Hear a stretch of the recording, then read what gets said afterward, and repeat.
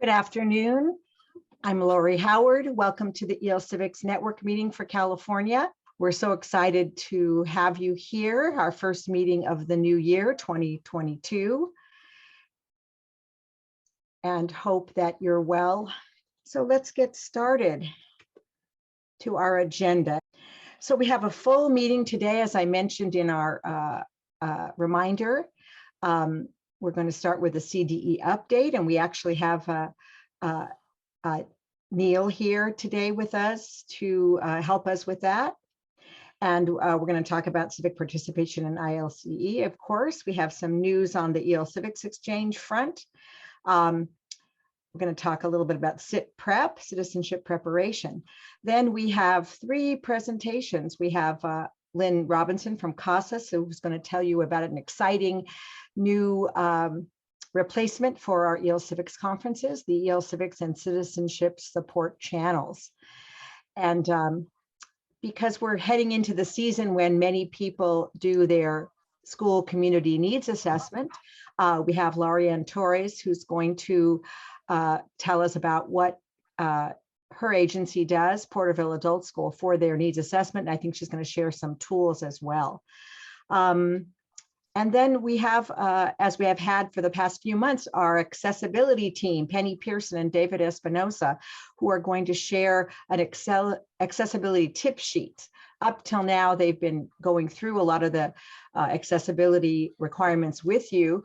We thought it would be great that OTAN develop a tip sheet so you could easily access at least sort of the major things that need to be done in a sheet. And we'll be posting that on our website, as will OTAN. So we're excited to be partnering with them on that.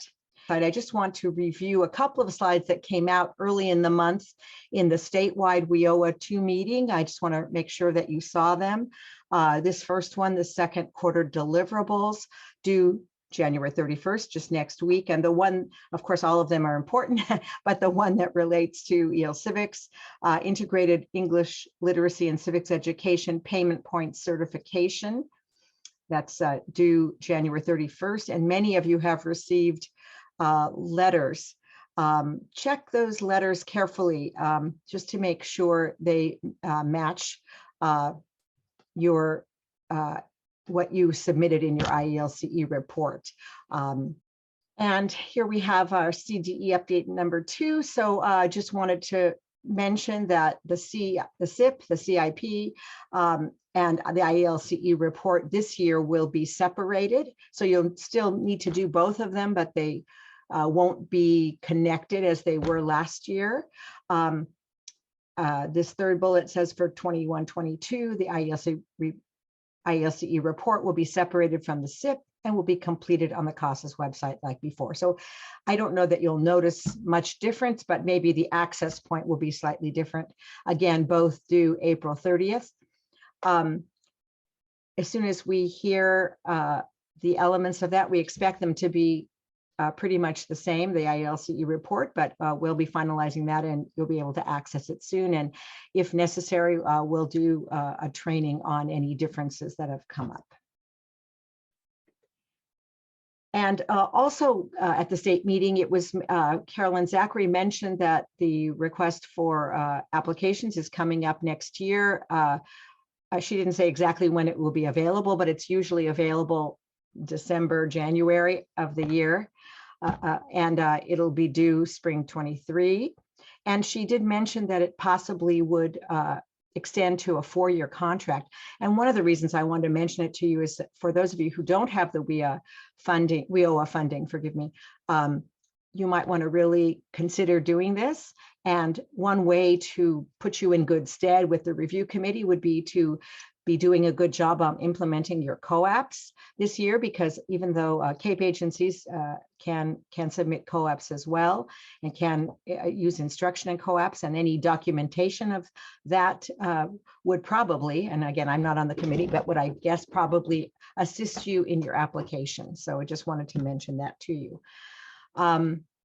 and you have a whole year to make that happen. So that's great.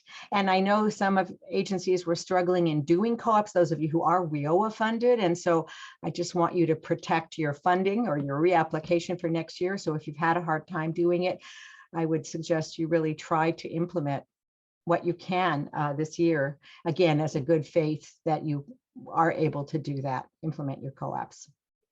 Okay, let's move on to the governor's proposed budget for 22-23. And Neil, you're there, and you said you would talk about that for us. So we're so excited to have you with us. And do you want to unmute yourself if you're muted and go ahead and tell us about this? Sure. Thanks, Lori. Can you hear me? Yes. All right. I think there was one question in the chat about the IELCE certification letters, and in the two regions that I cover, I don't think they've come out yet, or I would suggest that Daniel contact his CDE rep if he is having questions about that, because I know they're a little slow in coming out. We've had some problems. I don't know if anybody has any more information on that. But another thing I wanted to mention is currently at the CDE Adult Ed office, we are reviewing, payment point information, having that discussion about what funding is going to look like for next year. And so, with IET and IELCE, we've seen some shifts over the last year. People stopped doing 243, moved in a different direction. Some had robust programs. So I'm sure, Lori, you can attest to that. And that's why you have these network meetings. But we are looking at all that, who went up, who went down, who stayed the same, what's happening. And then how does that impact next year and future years going forward? So rest assured that we are looking at every little piece of data, every payment point out there, taking a real deep granular look at that. And so stay tuned to see what gets decided. I'm sure we'll give you all the details once it comes out. So then the slide here, I just wanted to point out that in the governor's budget, the proposed budget, which means it still has to go through hearings this spring, and then there's a May revise, of course, in May, and then trailer bill can get added on in June, and then it has to get approved by the legislature and then signed by the governor in July. There is a line item for $130 million for CAPE, California Adult Education Program, not for anybody else. So that would be, K-12 adult, county offices that are part of the consortia, and community college non-credit that are all consortia members. This $130 is for healthcare focused vocational pathways for English language learners. And so I was trying to look at examples out there of people that have built pathways. There are a few out there, but I'd love to hear of anybody else that has maybe, like a health careers or a entry to health careers, something like that, like either IELCE or IET that connects to maybe a CNA or a medical assistant, allied health, what does that look like? And then further connections in the pathway, maybe to, career ladder to maybe LVN or something like that. I don't know. I'm not sure what's appropriate for English language learners in that healthcare pathway, but start thinking about this as we get closer to the finish line. And if it does get signed and it does stay in the budget, then we're probably at the state level going to have to evaluate, what does the healthcare pathway look like? Where does it start? What do we like to see? What's appropriate for English language learners? Which regions have shortages in healthcare workers? Those kind of, how do we validate it? Do we have to have an MOU between, the bridge program or the IELCE or IET program and a CNA or a medical assistant?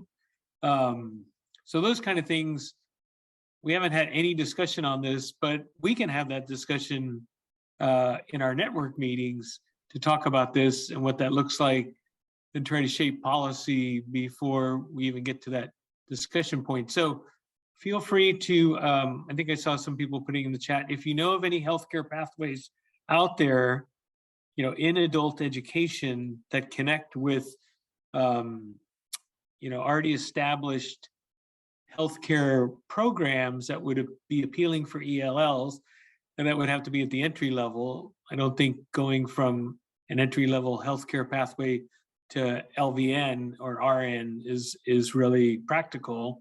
But if you can build those stepping stones in there, I think that's kind of what we're looking at. So I'll pause there to see if anybody had any questions about this. Remember, it's just been proposed, no discussion, but I'm just reading what you're reading, and I'm kind of excited about it. So let's see if anybody had some good examples. Neil, this is Larry Ann. Hi, Larry Ann. When I was in Tulare, we did have a home health aid class that was part of our IELCE that we offered. We did struggle with some of those students going on to the CNA because, you know, you do need to also have a CNA, which is one of the requirements here. Many of the adults didn't qualify. So I think we really have to, with, you know, this increased money coming in, is really look at how we design the programs for the English language learners. And just really making sure, because we can expand in our healthcare field, but we really need to make sure if we're, you know, targeting a specific population that those individuals truly qualify. And a lot of it was, you know, well, different things for different reasons. Yeah, I'm assuming that we would have, I don't know, something like in TOPS Pro that says that we're tracking completion separately. So, you know, if we identify the student and then we identify that they're enrolled in CTE and we identify the industry, then somehow we're going to have to track completion, maybe in the IELCE or IET, and then somehow track them into, like you said, the other program like a CNA or a medical assistant, and find out if they passed the exam, got a job, those kind of things. So that's the tricky part, because we don't usually track things by industry. So that's something we'll explore further as we get closer. But thank you so much for that info. Two questions, Neil. One is Karen wanted to verify that this it would be an increase in funding, extra funding. And the second issue was Lori was asking about where would the teachers come from. Right. That's been a concern. Yeah, thank you, Lori. So it is 100. So we have a $29 million COLA on top of our last year base. And then in addition to that $29 million COLA, we have this $130 million, although this is one time spread over 3 years, as you can see. The COLA is ongoing. The healthcare is one time over 3 years and spread out. So hopefully that answers the question. And then the other question was, where are the teachers going to come from? I mean, that would be part of the 130 million. And I know it's difficult to find credentialed teachers. So somehow the consortia would have to come together, and maybe your consortia could cobble together, oh, we have this program over here with these credentialed teachers, and we have this over here. And so you put together that pathway in the region rather than trying to do it all by yourself. And then I would imagine applications for this would come from the consortia to show that regional pathway and that regional alignment within the consortia. And so you'd have multiple, adult schools and maybe a college and maybe county office ROP or whatever programs that can fill in the gaps. And so I would see that as a regional effort rather than an agency effort, if that makes sense. And Jamie Nash said that, talked about establishing partnerships with the community college. I think that she was trying to say that perhaps it's difficult to do that her community college is developing a CNA program, but that there's not a lot of input from the adult school in doing that. Jamie, do you want to speak to that? Unmute and speak to this issue. Oh, sure. Yeah, actually, no, that wasn't Okay, kind sorry. of where I was going. We actually have a lot of support between our good. community college. And so I just was curious about the partnership component, that, because I heard Neil clearly say the monies are for adult ed, which I really like. But since we're really small in Marin, and our community college actually does have established programs, we wouldn't want to, recreate the wheel, but we'd want to figure out how to work closely with them to open up the access. And maybe I could see, like, for instance, a coordinator, working with the consortium. I mean, that's a lot of policies, but I think the provider would be our community college in our circumstance. Right, and Thank you, Jamie, Lori. I think that would be okay, except that, the money is for CAPE, and CAPE is restricted to, non-credit at the community colleges, as well as K-12 adult and county office programs, adult ed there. So I could see maybe this money being used for, transition specialists, counselors, whatever it takes to move those adult students from the entry point, which could be, the adult school or the county office program, to maybe the course at the community college that's already established. We couldn't, because they get FTES which is equivalent to ADA for those programs, we don't want to be putting money in the credit side of the house, which they already get paid for, but we could assist with moving those students in there. So we'll have to see how that shakes out, but I could see that money being used for building those partnerships and those pathways and bridges to get there. And whether they'd save slots for our students, that's another question. So a lot of good input and a lot of questions that still need to be answered. So. And Neil, Marin had 2 points. One was a lot of our students work during the day, and a lot of the programs are during the day, so that's difficult for them. And she was wondering if any of the money could go to students to pay them to take or to give them funds to take the program rather than working until they get trained. Yes, stipend. I mean, we've had this come up with, like, other things, the vouchers. I mean, you'd have to do it within your policies and procedures of your own district as far as gift of public funds. So you'd have to be careful of that, of paying for students. So that would be a tricky one. I wouldn't say it couldn't be done, but it would be sensitive and we'd have to look at it. We don't normally give stipends to students. So I think we'd have to explore that further. Thank you. Marin, did you want to jump in and say anything else? Or are you good with, if I don't hear from you, I'll just assume that your question got answered or your concern got addressed. And thank you. Yeah, thank you. Good. And Neil, we're so excited to have you here. This is such an important thing. I'm so glad you're here to talk about this with us and get us understanding what might be happening next year so we can get prepared for it. And both Jamie at Tamalpais and Marin at Mount Diablo both have great programs in healthcare. So I already did. I think when this came out, I personally sent them emails just to encourage them to think about this because it's so important. And just to say also, Neil said he'd be here for us for most of the hour. So if there are any other questions you have, think about it or ask, feel free to unmute yourself now, questions on other topics for CDE. We'd be happy to address those. Lori, I just wanted to confirm that list that you just said. So we had Larry Ann mentioned Tulare Adult, and then Jamie's Tamalpais, and then you said Mount Diablo as well? Mount Diablo has a healthcare program, yes. Okay. A long-running healthcare program. Porterville, Neil, Porterville, where I'm at now, we have a healthcare program as well. Okay. So, yeah. Okay, great. So Great.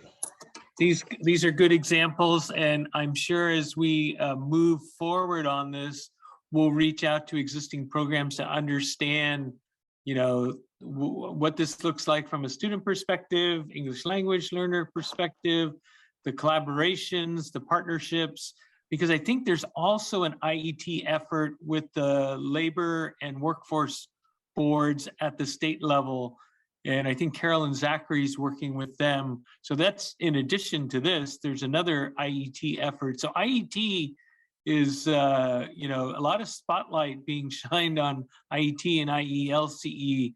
So you guys are on the cusp of breaking out into other state agencies like EDD and of course, you know, public health, things like that. And so we're being looked at as maybe a major player with the English language learner population. And so I'm looking forward to more conversation on this. That's great. Thank you so much, Neil. And those of you who have programs, I see some of you put them in the chat, and please continue to do that. I'll compile a list for Neil and for all of us so that we all know. And Lori Ryle, I remind me of your agency. I saw that you put your program in there, but I just want to remember your agency. So please put that in again if you would. Thank you. Sunnyvale, great. And I just want to go back to this one slide because Daniel had brought up a letter, and I just wanted to clarify that those people who are, those agencies that are receiving letters are those that received a not adequate rating on one or more of their programs. Oh. So I just want to let you know that that's why you would receive a letter. If you were rated adequate on your IELCE report review, then you would not receive a letter, but you'll receive a letter if it's not adequate. And I check that over carefully and make sure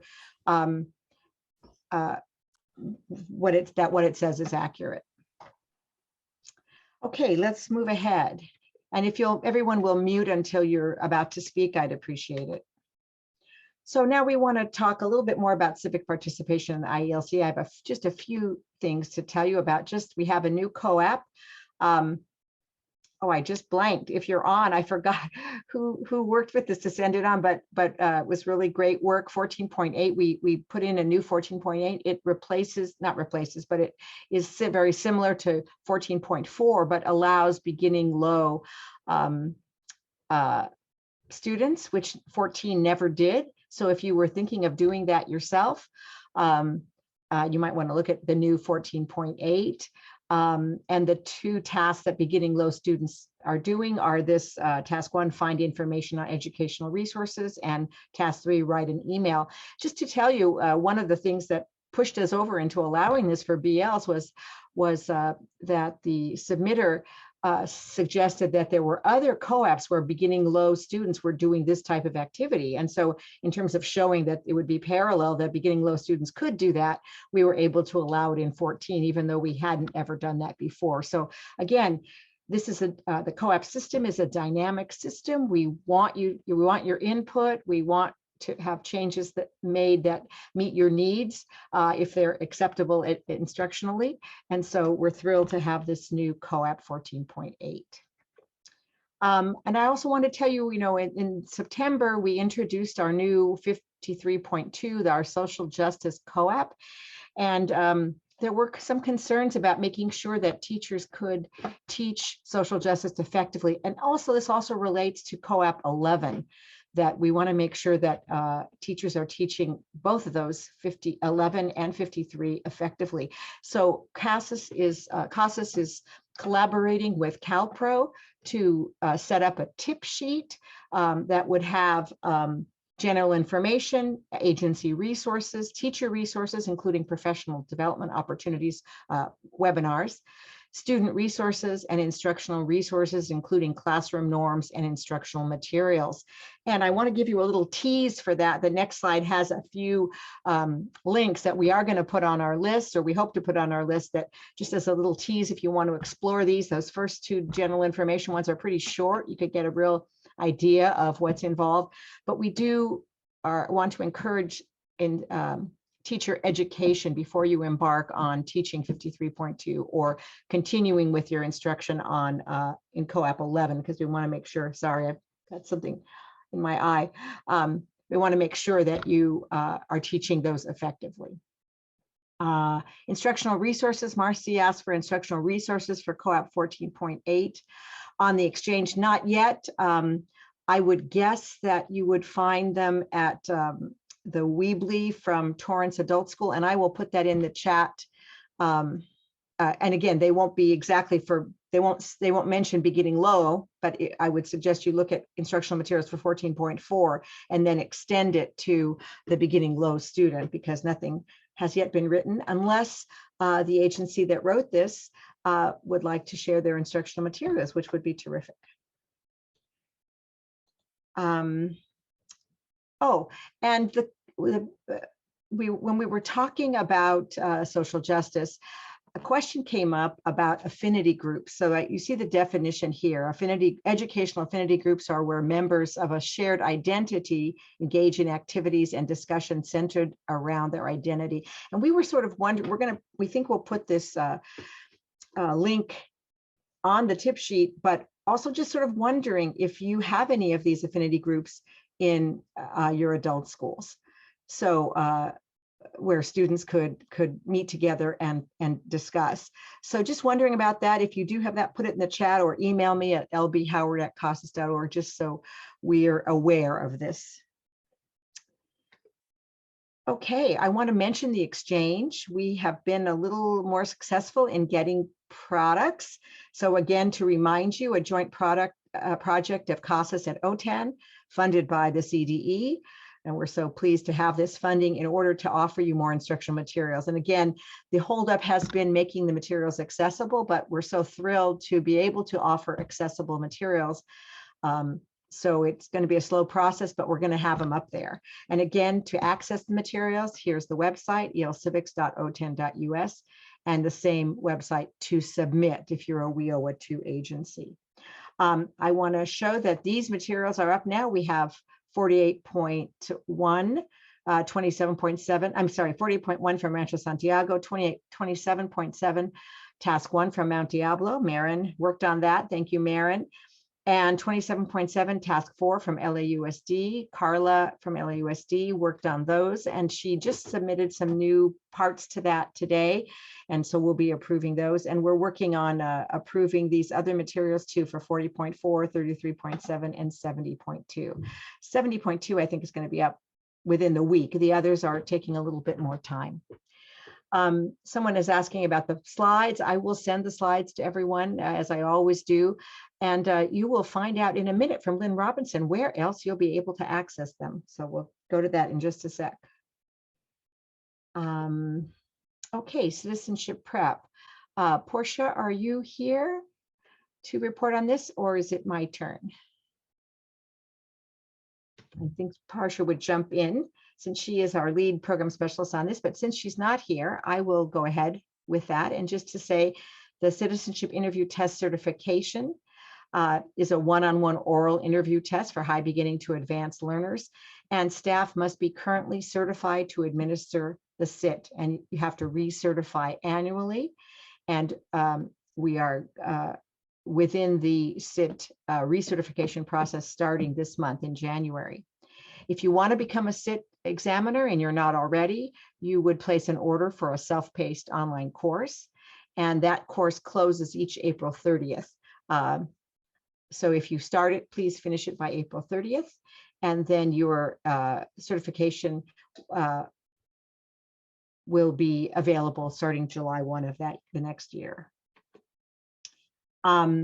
So online certification is available July 1 to April 30th, and it takes approximately 4 to 6 hours. There's no charge, but you just need to order it through your agency. There is no charge, but the form does say that there is a charge because it's for other people in the United States. Because if you're a WIOA agency, you're not charged for that. So please look at these instructions about how to place your order without paying for it. It is no charge for WIOA 2 agencies. And again, the certification expires each year on June 30th. I think I may have misspoken. I think you're certified. If you certify between now and April 30th, you'll be certified immediately, but it will expire the next year on June 30th. And I think that's about it. Yeah, questions about certification or recertification? Lori, this is Barbara. Yes, go ahead. Just add something. If Sure. you did do the recertification end of December or during December and submitted early January. Please send just a reminder to Portia if you haven't received your verification back, whether you passed or needed more assistance on that.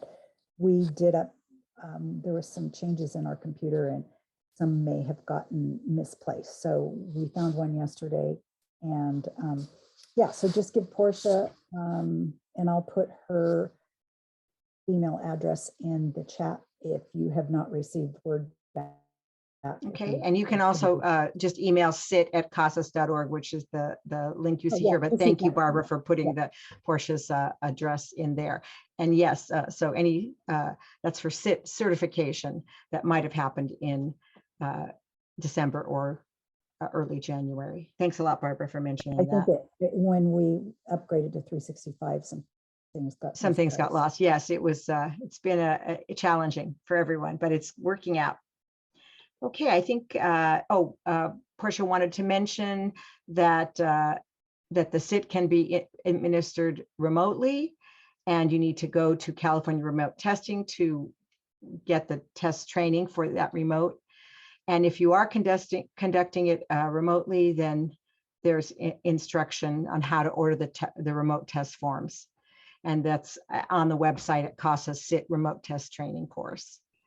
So, and any other questions? Lori, I think Sandra. Yeah, Barbara, can you fix that email address? I don't think it's quite right. Go ahead. Hey, Lori, it's Sandra. I just wanted to let you know I ordered my recertification today, and I forget this every year. You do have to like fill in all the stuff and go to checkout before you can, put in the bill my PO, because I'm always paranoid. I'm like, my program's really small and can't afford to get billed. So yeah, so I just wanted to give everybody a heads up that you do have to go all the way through the process, but don't worry, you won't get billed. And I think the system would catch any billing. They would not bill you, but I know it looks like you will be getting billed. And so some people have questions about it, but just know you won't be getting billed if you're a WIO2 agency. So just follow ahead, following these instructions on slide 18, and just go to the end, go to checkout, of course, and you will not be billed. If you should be billed, you wouldn't need to pay it because you are a WIO2 agency. So don't worry about that. It's just sort of the way our system works that we can't separate that out. So thank you for your patience with that. Okay, and thank you for giving your personal experience. So now let's hear from Lynn about the IELTS Civics and Citizenship Support channels. Here we go. Our beloved in-person IELTS Civics conferences are not an option right now, but I believe we found a way to capture the information shared at those conferences and make it accessible for all IELTS Civics providers. So what we have is two YouTube channels that we call support channels. One's IELTS Civics, the other one's Citizenship. And I'm going to show you right now, you see the California IELTS Civics support because that's the first one to be rolled out. But these support channels are designed to put sessions into content strands so participants can quickly find what they're looking for. And I'm just going to show you this channel right now. If you see right here, the first strand is content that pertains to IELTS Civics implementation. The second strand is information that pertains to IET, IELCE. If you see this little arrow, there happen to be 6 of those. So the arrow will take us across to show us the rest of those presentations. There may be several. The next strand of content information is TOPS Pro Topics. The next is support resources and instructional resources. Then IELTS Civics network meetings, the most recent ones will be on this channel. Information regarding the IELTS Civics Exchange. Information that is agency sharing. And the last one would be the Publishers Corner. So we'll have publishers talking to us about the materials they have for IELTS Civics or Citizenship and some of their authors presenting information about their specific texts. The next thing that is valuable here, and I'm going to go back to TOPS Pro. Often questions come up about how do you do a specific task in TOPS Pro.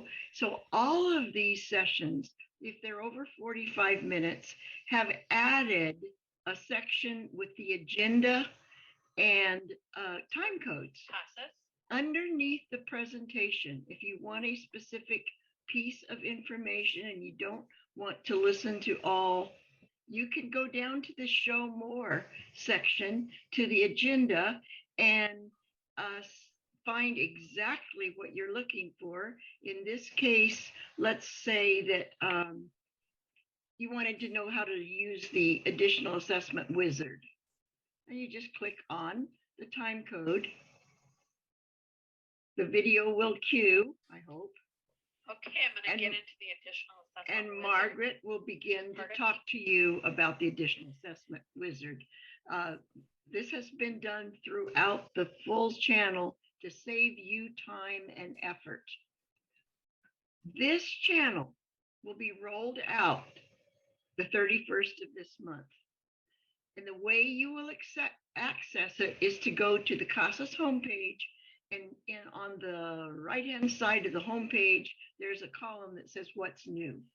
And you will see the link to this channel under what's new. The other way to get there would be to go over to the left-hand side of the CASAS homepage and look under Peer Communities, Civics, and it will be listed there also. We will be adding sessions throughout at least until probably March this year. Last year, we had a presence on the ICASAS channel, and we had a playlist.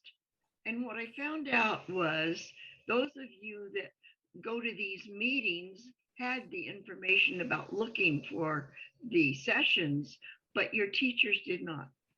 And you are the primary folks that can get this information to your classroom teachers, because there's a lot of good help for teachers in this channel. The other group of people that didn't get the information up front, in some cases, were the data techs. And we have a lot of information about TOPS Pro, inputting information into TOPS Pro, etc. So please help us with that. The other piece of help that we'd like is please subscribe. There's the little bell at the top of the pages. When you click on the bell, you're given some options. It is a little bit tricky to tell YouTube how you want that information delivered to you. I have found some good information that I will be sharing with the program specialists in the future to help you do that. When do we get the citizenship? Citizenship will roll out in February 28th. Great. Thank you so much, Lynn. And I put the information in the chat. And we hope, and I will, and on January 31st, you'll be receiving notes for this meeting and this information as well. So we're excited about that. Let me go back to my screen.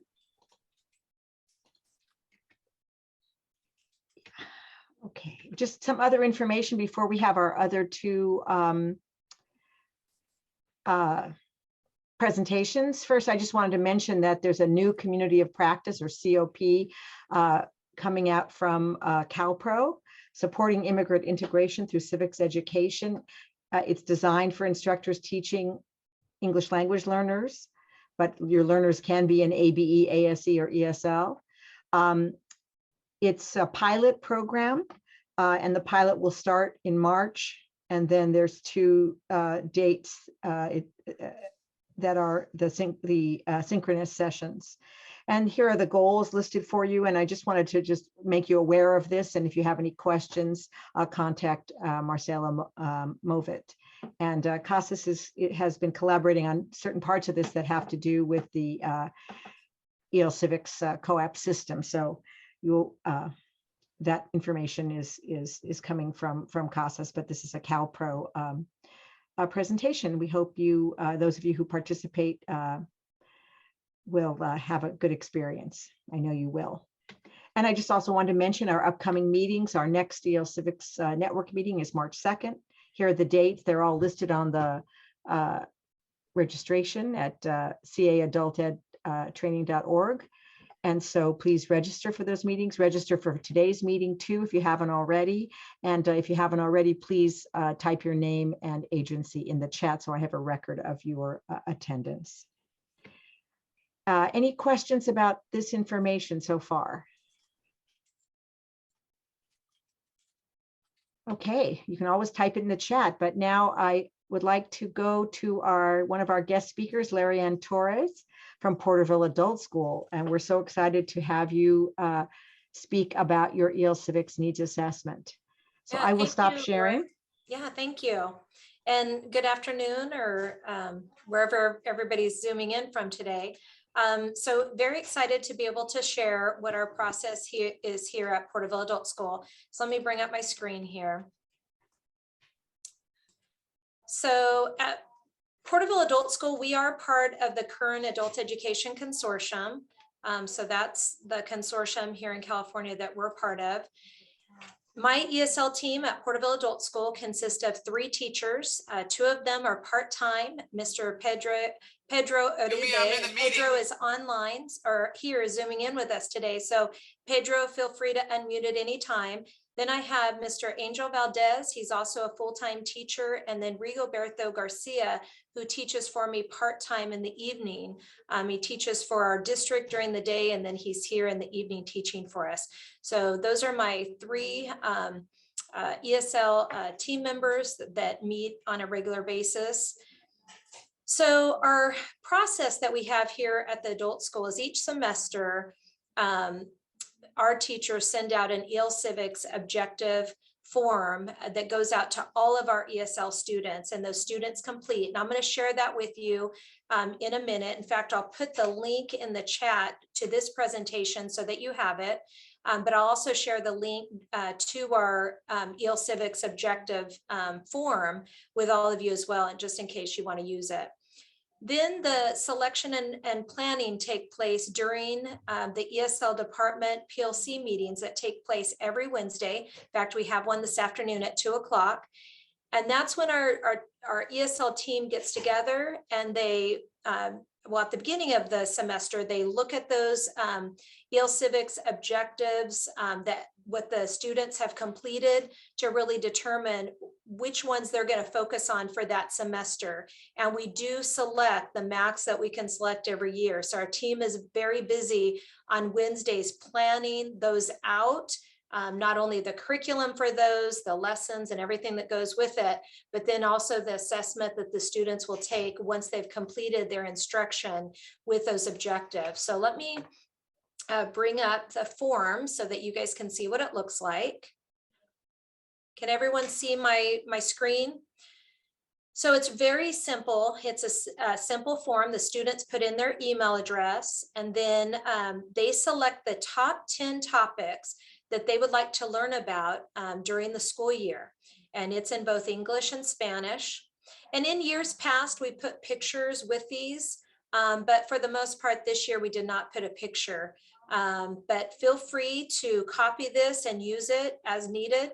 And if you would like the ones that I've done in the past with the picture as well, just let me know and I can share that with anybody. So that's what our ESL Civics objective form looks like.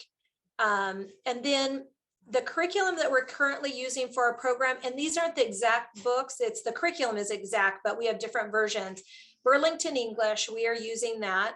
That's one of our main curriculums that we're using. Standout, Side by Side, and then the Oxford Picture Dictionary. That's the curriculum that we're using in our ESL department this year. And then the other thing is we really work very closely with our partner agencies.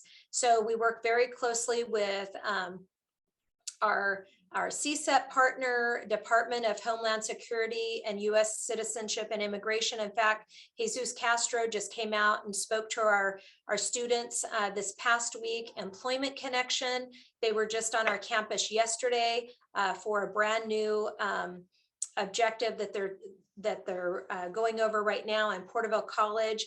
And we have many other partner agencies that come out throughout the year. We are meeting in person right now. Pedro does Zoom with a group of his students, but for the most part, we are open here at Porterville Adult School, and so our students are coming in for in-person instruction. We also utilize not just our partner agencies, but this year we've even had our students were very interested in home buying and real estate. And so one of our board members is a realtor, and he came in and presented to our students and really he was able to answer a lot of the questions that the students had in class. So we'll look at, just bringing in individuals. Also, one of the ones I didn't include, but they came in earlier on, is the credit unions are really great about coming out and speaking to our students. So again, it really depends on the objectives that the students are wanting to focus on for the school year, to which partner agencies and friends in the community that we really reach out to bring into our classes here at Porterville Adult School. Any questions? And I'll stop sharing. I'm going to put the link in the chat.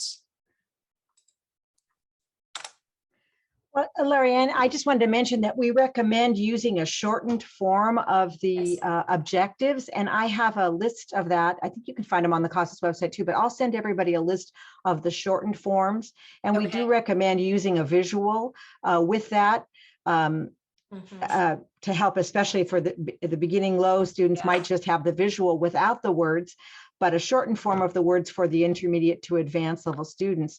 And Maren asked that perhaps you send or send to me or give us the link to maybe the past ones that did have the visuals. I will. Great, thank you so much. And Lori, I didn't share this today, and I don't know if Pedro's on, but in the past too, and the teachers still do presentations in the class with those. So they're also not just giving them the form, but they're also going through and really talking to the students and giving them examples. So it's not just something they give and they're, kind of let loose with. It is a conversation during the class, and I can share that. And I don't know, Pedro, do you want to share anything as well? Because we do use visuals. I don't know. Do you have someone specific that works on the EL Civics assessments?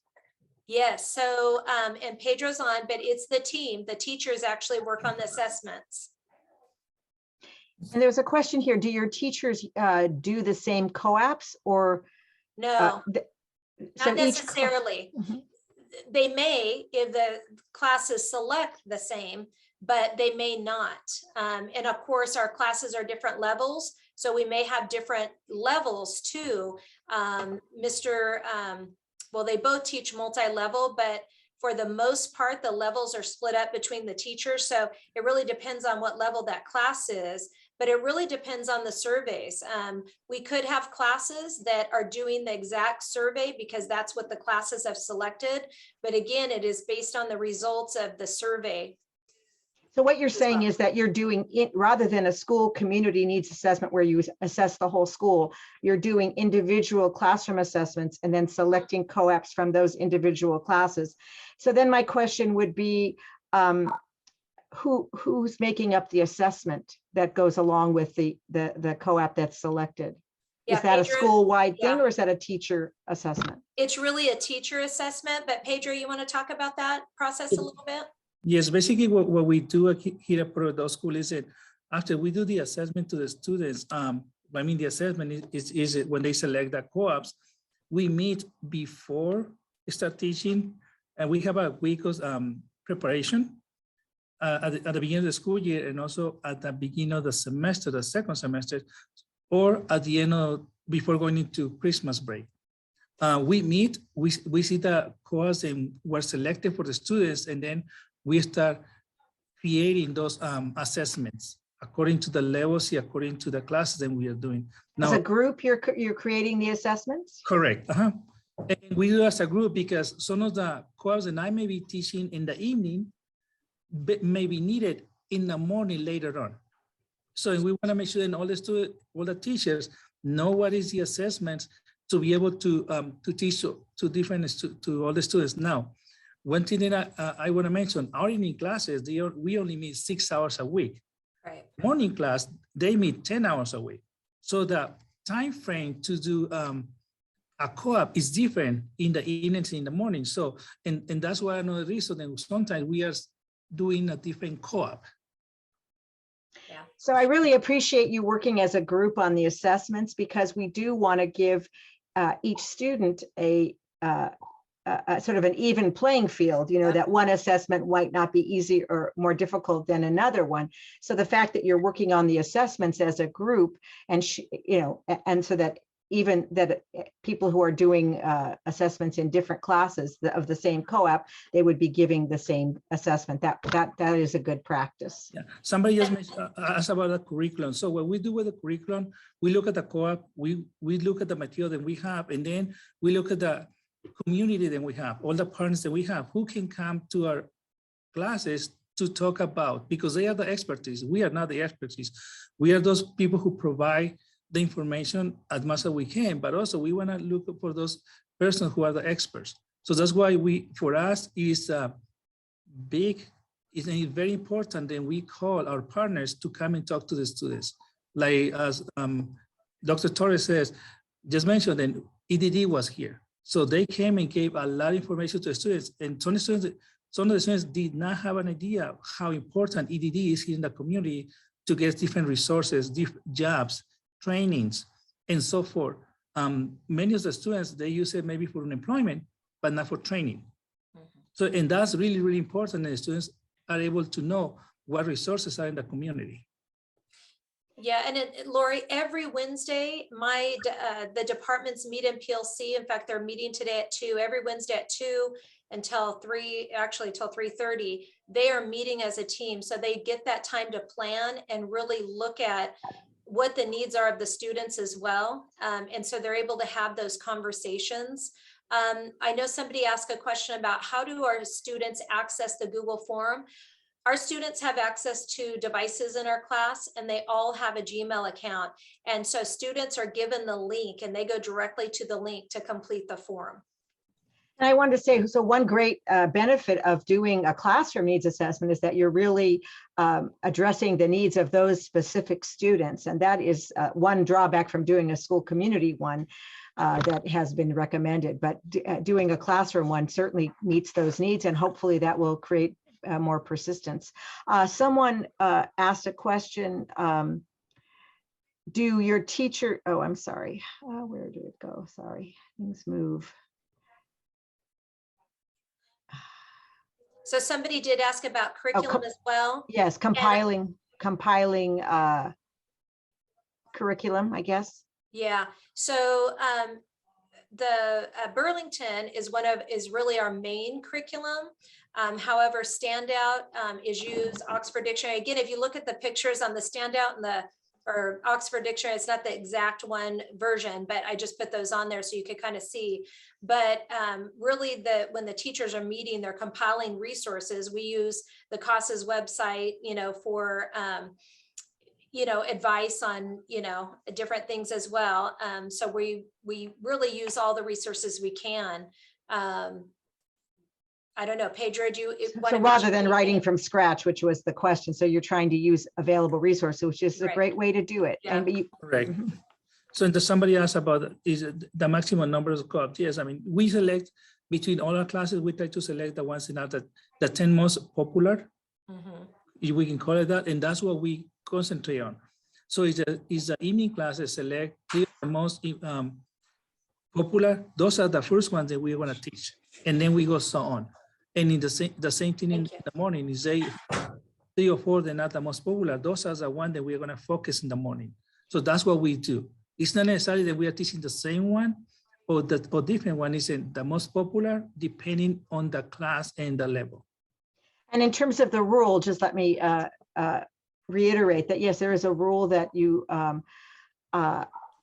cannot have more than 10 unless you ask for permission from your CD consultant. So and there's certainly a rationale for having more than 10, depending on the size of your agency and how you run your program. And so you can just definitely, write a brief description of your rationale to your CD consultant. And if you would CC me, I keep track of that. So if you could CC me, that would be helpful, or CC your program specialist. And just one more thing, Mr. Valdez just brought this in, and I believe he might be on as well. Mr. Valdez just walked in, and I can share this with you too, but Porterville Adult School, we have a second semester ESL co-op pacing and instructional plan. So this is with, basically lists the co-op, the language and literacy objectives, the activities that are planned for that objective, the class presentations. It really gives a whole list. I mean, this team really works really hard putting this information together, and I would be happy to share this as well. So thank you, Mr. Valdez. And again, Pedro as well for sharing today and the work that they do. So it's truly a team effort, and it is really their project. Thank you. I just get to help support and be that person to, give them whatever resources and whatever they need. Thank you so much for sharing. We really appreciate Dr. Torres, you sharing, and Mr. Uribe, you sharing what you're doing at your agency. We really appreciate it. Any last questions for our presenters?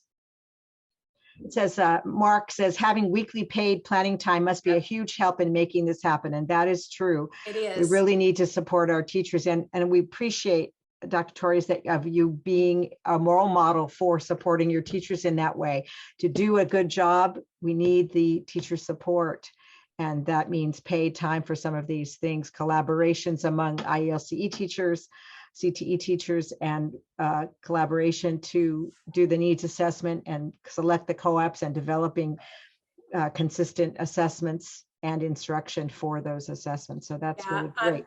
Thank you. I'm a big advocate for our teachers and really collaborate with our district. We follow the same district schedule. And so the district is doing, in our district, they do early release every Wednesday for our teachers in the district to be able to do the same thing. So I've advocated for my adult school teachers to be part of that. And so, yeah, we are very blessed here in Porterville to have that.